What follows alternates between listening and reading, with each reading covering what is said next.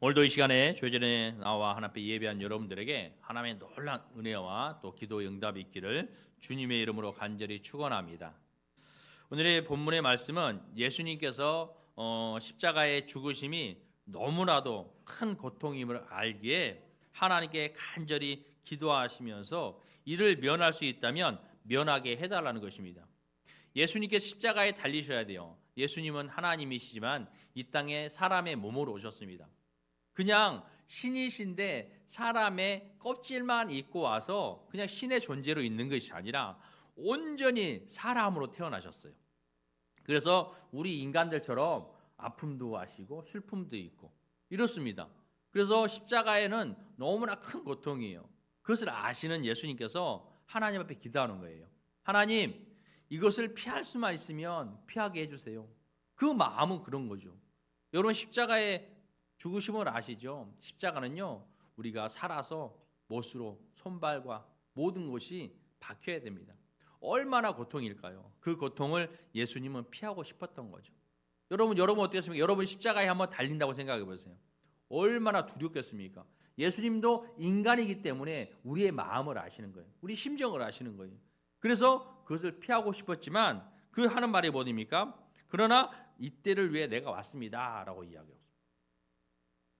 하나님, 그러나 내가 이것을 위하여 왔으니까 이것에 순종할 수 있도록 해주세요 라는 말과 같은 것이죠. 자신의 의지보다는 하나님의 뜻에 순종하는 모습을 보여주셨습니다. 예수님의 기도에 하나님께서는 청둥과 같은 소리로 응답을 하십니다. 영광스럽게 하리라. 하나님께서는 영광스럽게 하신다는 거예요.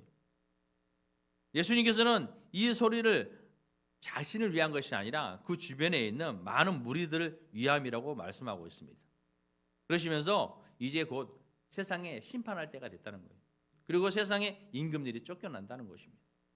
그러면서 우리가 하는 말은 뭐냐면 빛이 있을 동안에 어둠에 다지지 아니하고 빛에 거하라는 거예요. 빛을 믿으라는 거예요. 그러면 그 빛의 아들이 된다는 것입니다. 세상에 빛이 왔으니 그 빛을 무시하지 말고 그 빛을 믿으라는 거예요. 우리는 먼저 오늘 말씀을 통해서 예수님께서 우리를 구원하시기 위하여 이제 십자가에 달리실 때가 이제 멀지 않았음을 볼 수 있습니다. 그리고 예수님께서는 우리의 죄를 대속하기 위하여 우리의 죄로 말미암아 우리는 죽을 수밖에 없습니다.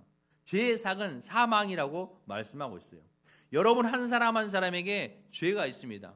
어떤 사람들은 내가 무슨 죄가 있습니까? 나는 지금까지 살아오면서 뭐 잘못한 거 하나도 없어요. 죄진 것 하나도 없어요. 착하게 살았어요. 라고 이야기하시는 분도 있어요. 그러나 여러분 우리에게는 원죄가 있습니다. 그래서 우리는 늘 여러분 한번 생각해 보세요. 우리가 죄라고 하면 어떤 큰 것을 이야기해요. 뭐 물건을 훔치고 강도를 하고 또 무엇보다 사람을 죽이고 뭐 이런 것들을 우리가 죄라고 생각합니다. 그러나 죄는 그런 것이 아니라 하나님께서 말씀하시는 죄는 하나님을 믿지 않는 것도 죄예요. 예수님을 믿지 않는 것도 죄예요. 또 무엇보다도 하나님의 말씀처럼 살지 않는 것. 하나님의 말씀은 늘 뭐라고 합니까? 사랑하고 섬기고 나누고 베풀고 늘 이렇게 이야기하고 있어요. 그러니까 우리가 세상에 나아가서 욕심으로 사는 것도 죄고 또 무엇보다도 사랑하지 않아도 죄고 나누지 않아도 섬기지 않아도 우리가 세상 가운데 살아가면서 욕심으로 정욕으로 사는 것이 죄가 된다는 거죠. 그러니까 우리 모든 사람들이요 죄가 될 수밖에 없습니다. 죄가 있는 우리는 죽을 수밖에 없어요. 그래서 예수님께서 이 땅에 오셔서 우리의 모든 죄를 가지고 죄를 가졌으니까 죽으셔야 되잖아요. 그래서 그 죄를 가지고 십자가에 달리시는 것입니다. 그런데 예수님께서는 하나님께 기도하면서 자신의 어떤 뜻과 의지보다는 하나님 말씀에 순종을 하는 그러한 모습을 보여주었습니다. 이것이 우리가 이 땅에 살아가면서 믿음의 사람으로 예수님을 닮아가야 할 모습이라는 것이죠. 예수님께서는 십자가의 죽음을 정말 피하고 싶었습니다. 여러분도 어떻습니까? 여러분도 교회에서 신앙생활하면서 교회 안에서나 또 여러분 가정에서 하나님의 말씀을 지켜야 할 때가 있어요. 하나님의 말씀을 여러분은 알고 지켜야 하는데 그 말씀을 지키기가 너무 힘들어요. 그래서 기도합니다. 하나님, 이것을 피할 수 있으면 피하게 해주세요. 교회에서나 직장에서나 가정에서 하나님 말씀대로 살아야 하는데 그 말씀에 순종하지 못하고 내 의지가, 내 뜻이 너무나 확고해서 하나님의 말씀보다는 내 의지대로 하고 싶은 거예요.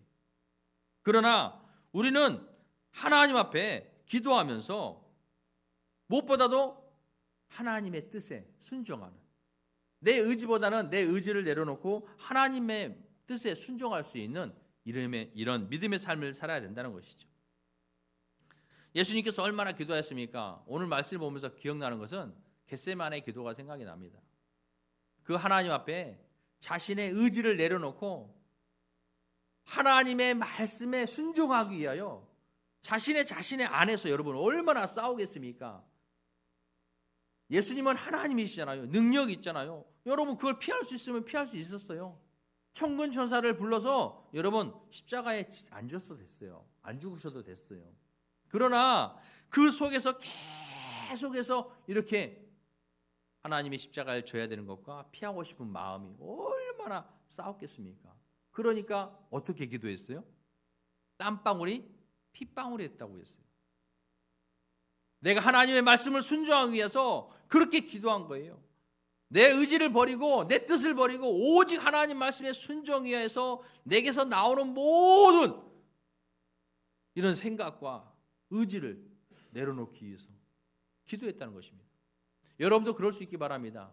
여러분이 세상에 살면서 내 뜻, 내 주장, 내 욕심, 하나님의 말씀을 거스르는데 하나님의 간절히 기도해서 그 모든 것을 내려놓고 하나님 말씀에 순종하며 사랑하고 나누고 섬기며 살아갈 수 있는 그러한 믿음의 기도자들이 될 수 있기를 바랍니다.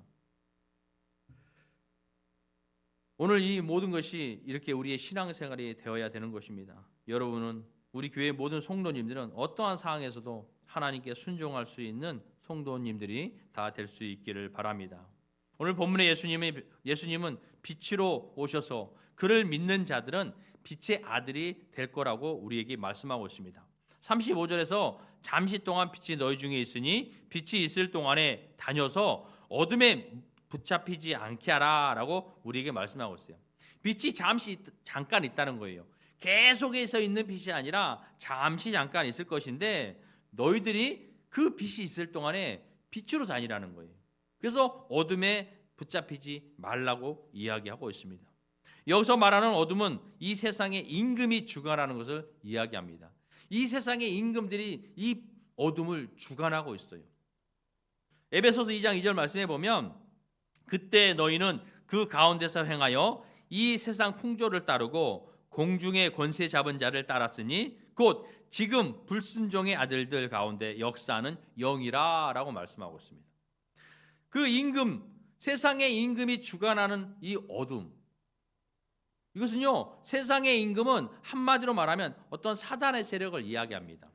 공중의 권세 잡은 자, 공중의 권세를 잡은 자, 이들은 어떤 자입니까? 그 다음 말씀에 불순종의 아들들 가운데 역사는 영이라는 거예요. 영.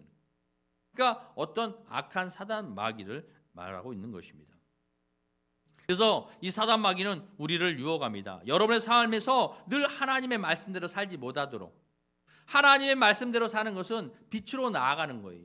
예수님께서 이 땅에 오셔서 빛으로 오셔서 우리를 구원하기 위해 오셨는데 우리가 그 예수님의 복음을 믿고 이제는 빛의 자녀가 되는 거예요. 그러면 빛으로 다녀야 되잖아요.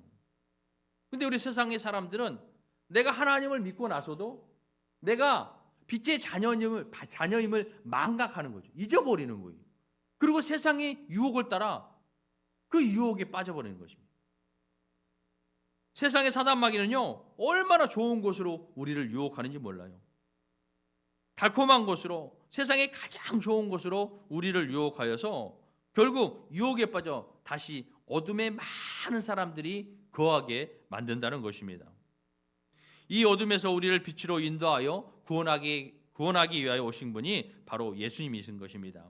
요한복음 1장 9절에서 11절의 말씀에 보면 참빛 곧 세상에 와서 각 사람에게 비추는 빛이 있었나니 그가 세상에 계셨으며 세상은 그로 말미암아 지은 바 되었으되 세상이 그를 알지 못하고 자기 땅에 오매 자기 백성이 영접하지 아니하였으나라고 하죠. 여러분, 예수님께서요 하나님과 함께 천지를 창조하신 분이에요. 그런데 이 땅에 오셨습니다. 빛으로 오셨어요. 왜? 어둠으로 가득한, 죄악으로 가득한 이 땅의 많은 사람들을 살리셔서 했어요. 그래서 죄를 살리기 위해서는 대속물이 필요합니다. 그래서 예수님께서 대속물이 되셔서 이 땅에 오셨는데 그를 믿는 자들이 없다는 거예요. 그를 영접하지 않는다는 거예요. 그를 알아보지 못한다는 거예요. 그러니까 너무나 우리가 죄악에 있으니까 우리의 생각이, 우리의 마음이 늘 악하다 보니까 빛을 볼 수 없던 것이에요. 빛을 알아볼 수 없었던 거죠. 늘 어두움에, 죄악에 우리가 거해 있었다는 것입니다. 세상은 어둠으로 가득했습니다. 사람들의 마음과 생각이 늘 악했다는 것이죠.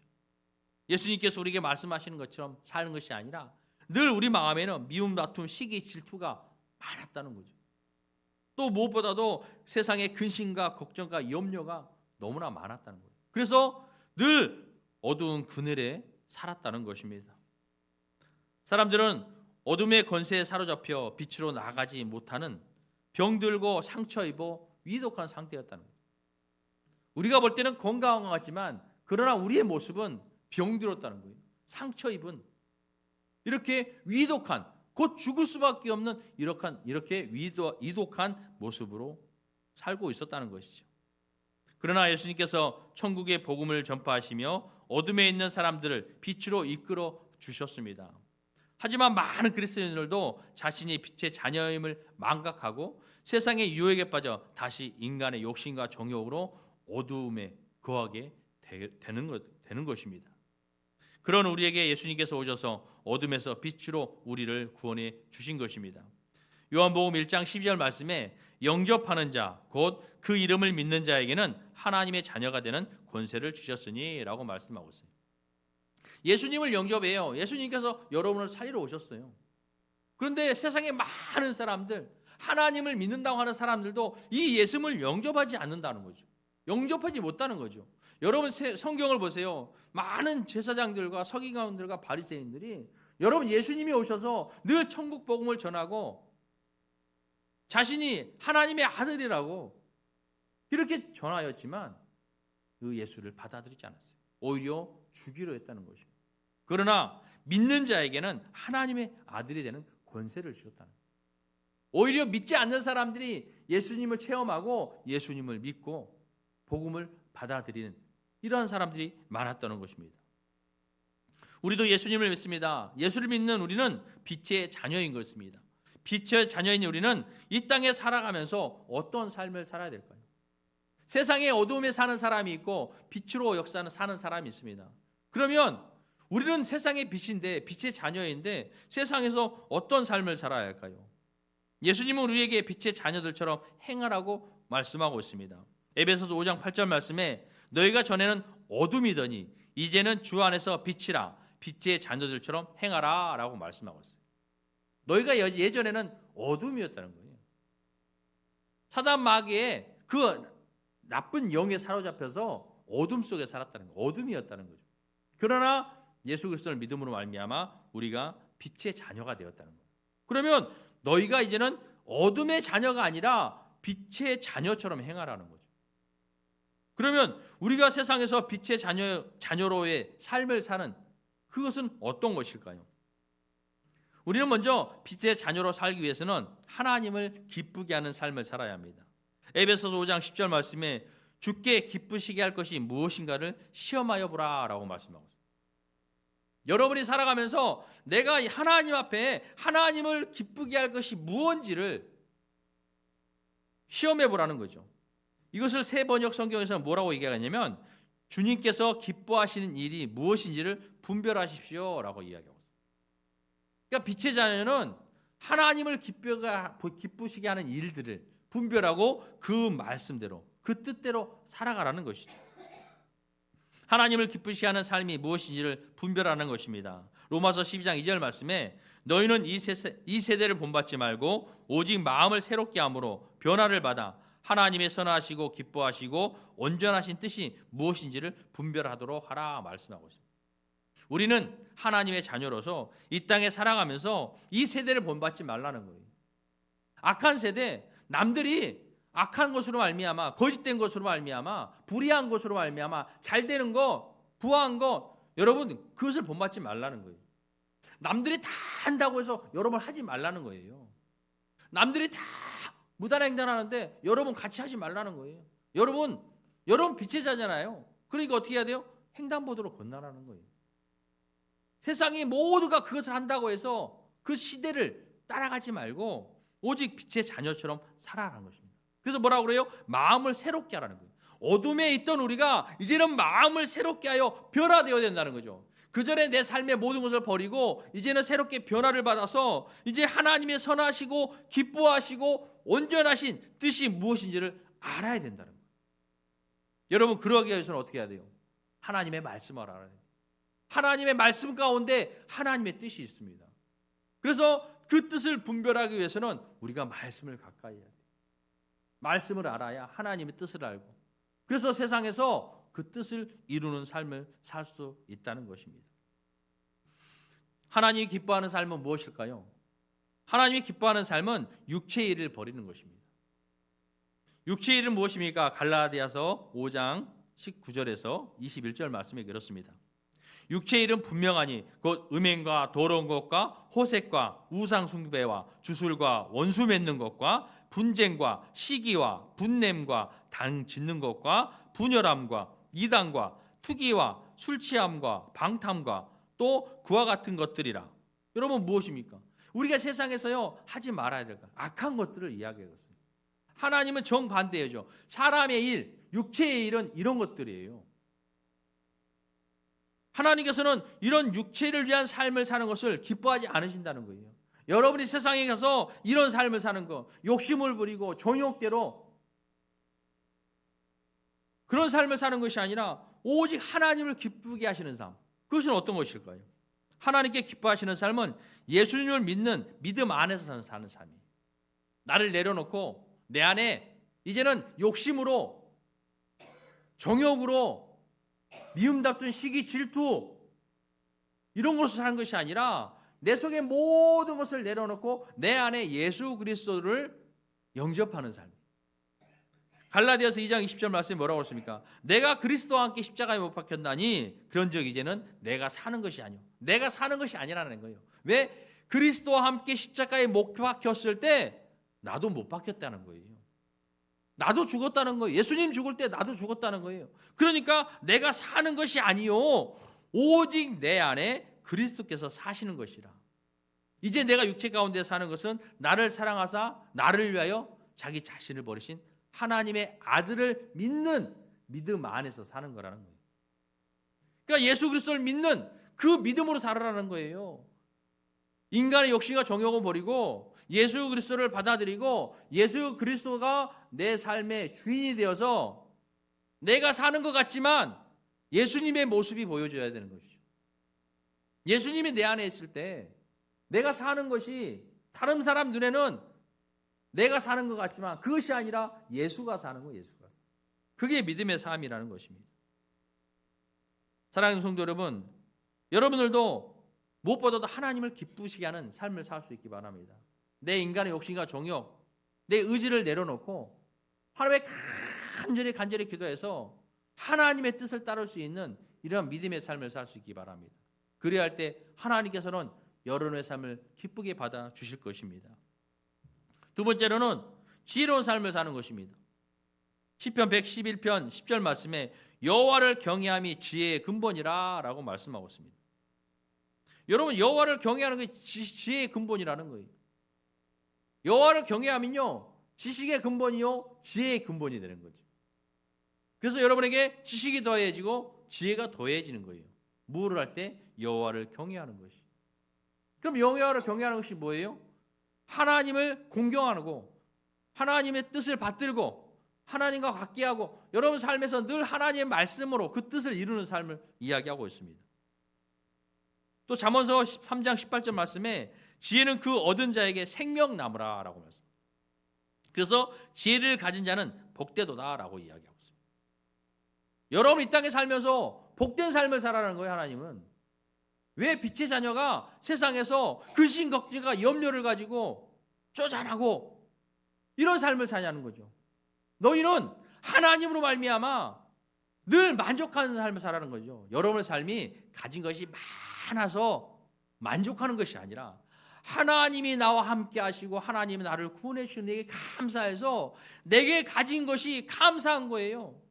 그래서 하나님 말씀대로 힘들고 어려운 이들이 있으면 가서 내 것을 통해서 나눠서 돕고, 누가 힘들고 어려움에 있으면 찾아가서 아픔을 나누고 고통을 함께 나누고 이런 삶을 사는 거죠.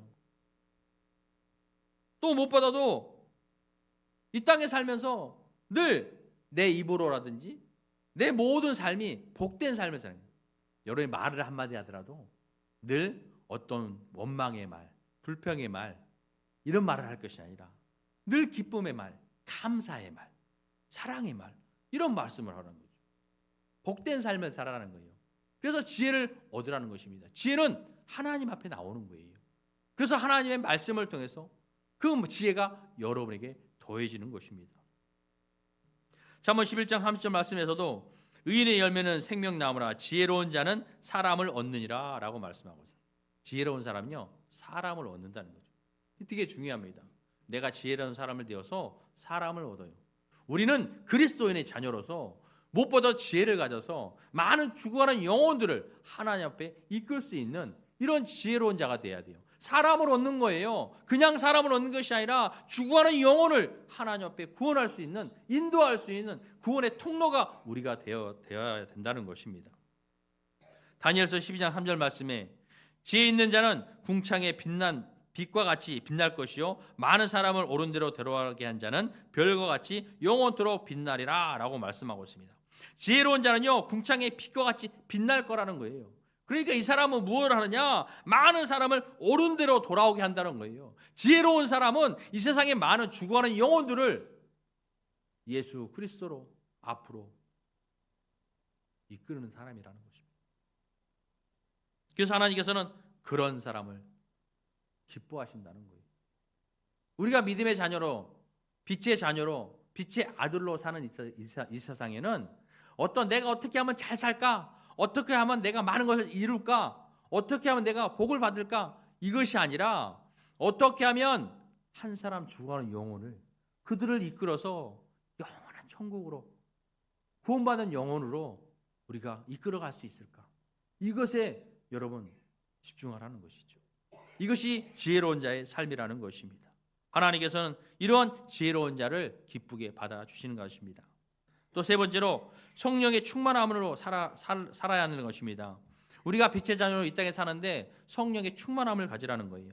에베소서 5장 18절 말씀에 뭐라고 얘기하냐면 오직 성령으로 충만을 받으라 라고 이야기했어요.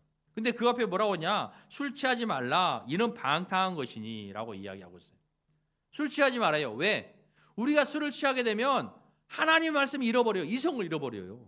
여러분도 어떻습니까? 여러분이 옛날에 술을 드셨던 분들도 있고 안 드셔본 분도 있겠지만 술을 먹다 보면 취하게 됩니다.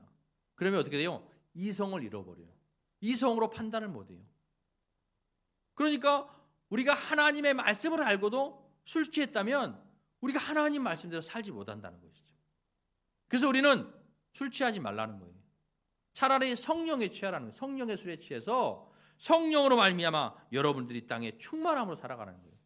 술에 많이 취해서 일산불성되어서 내가 사는 것이 아니라 하나님의 말씀에 그런 성령의 충만함을 받아서 여러분 세상에 빛과 소금의 역할을 감당할 수 있는 이러한 삶을 살라고 이야기하고 있다는 것입니다. 성령의 충만한 삶은 우리의 삶이 그리스도 예수의 모습으로 사는 것입니다. 성령 충만한 삶이 무엇이냐? 여러분의 삶의 모습이 예수 그리스도를 닮아가는 것, 예수 그리스도를 나타내는 것. 이것이 바로 성령이 충만한 삶이라는 거죠. 요한복음 14장 26절 말씀에 보혜사 곧 아버지께서 내 이름으로 보내실 성령 그가 너에게 모든 것을 가르치고 내가 너에게 말한 모든 것을 생각나게 하리라 라고 이야기하고 있어요. 예수님께서는요 제자들과 함께 또 많은 사람들과 함께 이 땅에 있다가 하늘나라로 올라가셨어요. 많은 사람들이 보는 앞에서 하늘로 올라가셨습니다. 그러면서 오늘 말씀을 주셨어요. 나는 가지만 너에게 보혜사 성령을 주겠다. 그분이 오셔서 너희와 함께 할 것이다. 그래서 내가 없지만 너희에게 한 말 그것을 기억나게 할 거야. 너희는 잃어버리지 말고 그것을 굳건하게 지켜나가라. 믿음을 지켜라. 세상의 풍조에 따르지 말고 어둠에 사로잡히지 말고 오직 믿음을 굳건하게 지켜야 한다. 이러고 우리에게 성령을 주신 거예요.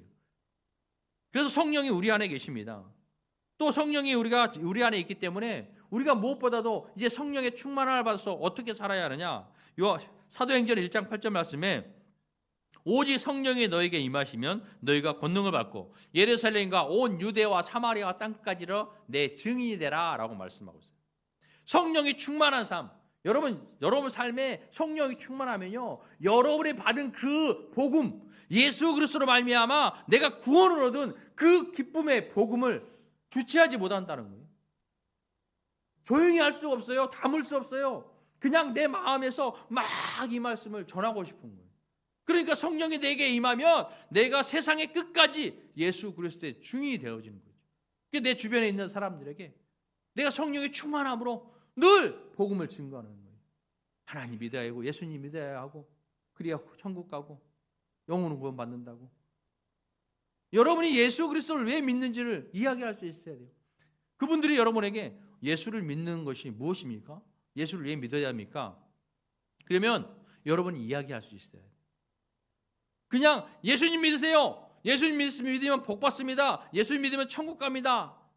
이것은 우리가 정말로 설명할 수 없을 때 복음을 전하는 말이지만 여러분이 그들에게 예수님 어떤 분이시고 하나님의 아들로 이 땅에 오셔서 우리 죄를 통해서 우리 죄를 사하시려고 십자가의 길을 가시고 부활을 승천하셔서 우리에게 우리도 죄로 죽었지만 예수님처럼 죄의 사망 권세를 이기고 일어날 부활하다.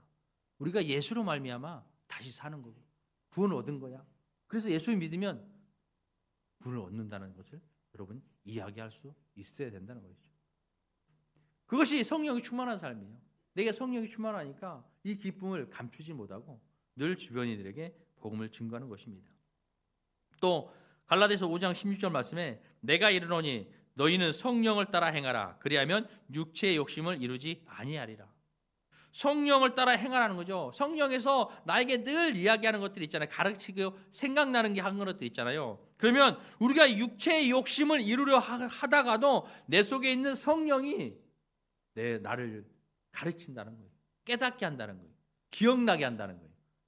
예수 그리스도의 말씀이 내가 욕심을 따라 살려 하다가도 내 머릿속에서 하나님의 예수 그리스도의 말씀 그것을 기억나게 해서 내가 욕심 부리고 정욕으로 사는 이 삶을 막아주신다는 거예요. 그러면 어떻게 해요? 여러분이 그 성령을 따라 살면 육체의 욕심을 이루지 아니하는 삶을 살 수 있다는 것입니다. 우리가 이러한 삶을 살기 위해서는 끊임없이 하나님의 말씀과 또 기도로 열매 맺는 삶을 살아야 되는 것입니다. 갈라디아서 5장 22절 23절 말씀에 오직 성령의 열매는 사랑과 희락과 화평과 오래 참음과 자비와 양성과 충성과 온유와 절제라고 이야기하고 있습니다. 우리가 가져야 할, 우리가 맺어야 할 열매예요. 빛의 자녀인 하나님의 자녀, 하나님의 아들로서 우리가 맺어야 할 성령의 열매. 여러분 끊임없이 이 열매를 맺어갈 수 있길 바랍니다. 오직 성령의 열매는 사랑과 희락과 화평과 오래 참음과 자비와 양성과 충성과 온유와 절제라는 것입니다. 여러분 내게 뭐가 부족한지 날마다 하나님 말씀을 통해서 세상에 나아가서 그것을 이룰 수 있는 삶을 살아야 된다는 것이죠. 이처럼 우리는 오늘 말씀을 통해서 우리가 하나님의 자녀로 빛의 자녀로 먼저는 하나님을 기쁘시게 하는 삶을 살 수 있기 바랍니다. 육체의 일을 버리고 하나님이 기뻐하시는 삶을 살 수 있기 바랍니다. 믿음 안에서 사는 삶을 살 수 있기 바랍니다. 또 무엇보다도 지혜로운 삶을 사시기 바랍니다. 세상에 내가 예수 그리스도의 삶을 통해서 내가 사는 것이 아니라 내 속에서 예수가 역사하여 내 삶이 많은 이들에게 지혜로 하나님 앞에 이끌을 수 있는 이러한 지혜로운 삶을 살 수 있길 바랍니다. 또 마지막으로 우리가 성령의 충만함을 살아서 여러분이 맺은 많은 열매들을 통해서 그들에게 여러분을 통해서 여러분의 주변에 있는 많은 이들이 여러분을 통하여 복을 받는 이런 은혜가 있기를 바랍니다. 사랑하는 성도 여러분, 오늘 우리는 말씀을 통해 빛의 자녀로 이제는 무엇보다도 하나님의 말씀에 기쁘게 하며 또 지혜롭고 무엇보다도 성령 충만한 삶을 살아서 열매 맺어 어둠으로 사는 이 어둠에 사로잡혀 사망의 그늘에 앉아 죽어가는 영혼들에게 주님께 인도할 수 있는 구원의 통로들이 되셔서 더욱더 하나님을 기쁘게 하고 무엇보다도 빛의 자녀로의 삶을 살 수 있는 여러분의 삶이 되시길 주님의 이름으로 간절히 축원합니다. 기도하겠습니다.